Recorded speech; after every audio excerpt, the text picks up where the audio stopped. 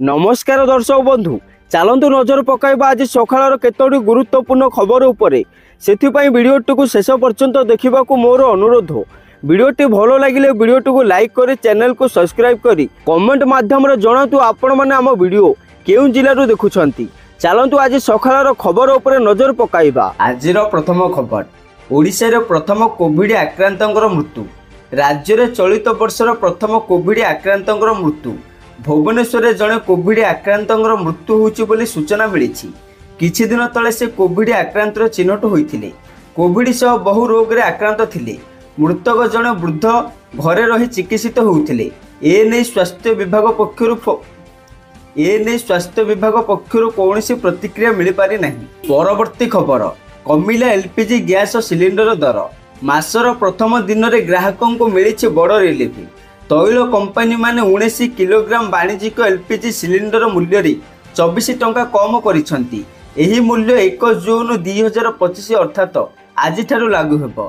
तेबे 14.2 किलोग्राम घरे LPG cylinder मूल्य रे कोनोसी परिवर्तन होई नहीं। परवर्ती खबर बदलिबो मास्टर कैंटीन छकर ना। गृह नगर उन्नयन विभाग पक्षर एमिति ही निष्पत्ति होईछि। एने मंत्री कृष्णचंद्र महापात्र सूचना दैछंती। खाली मास्टर कैंटीन नुह आगामी दिन में अनेक छकर नाम परिवर्तन करने को सरकार विचार विमर्श करुछंती।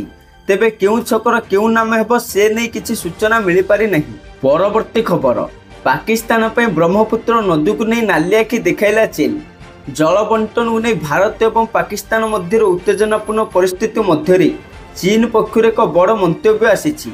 बेजिंग स्थित center for China and globalization उपाध्यक्ष विक्टर जिजाई गाई ब्रह्मपुत्र नदी रे भारत को प्रभावित होउथिबा पानी को बंद करने संकेत देइछंती। परवर्ती खबर घड़घड़ी सहित प्रबल वर्षार संभावना। समग्र ओडिशा पे अलर्ट जारी कला आईएमडी।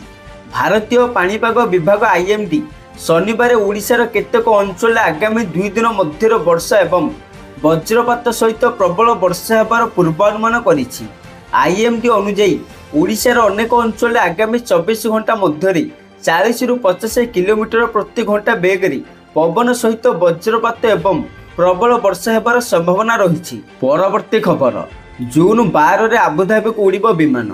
आसंता जून 12 तारिख ओडिशार विमान।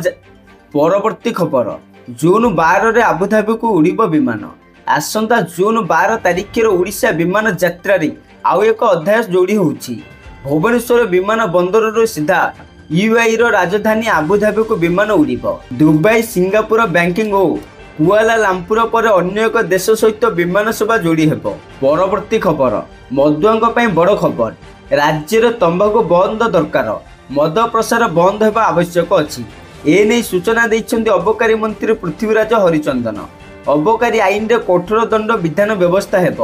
से नहीं कोर्ट रे नियुक्त हेबे स्वतंत्र अबकारी वकील। ड्रग्स रो संपूर्ण बंद करने को हेब। राज्यर प्रथम थर बड़ सचेतनता कार्यक्रम होउछि। जून 26 जाए प्रथम पर्याय सचेतनता चलिब।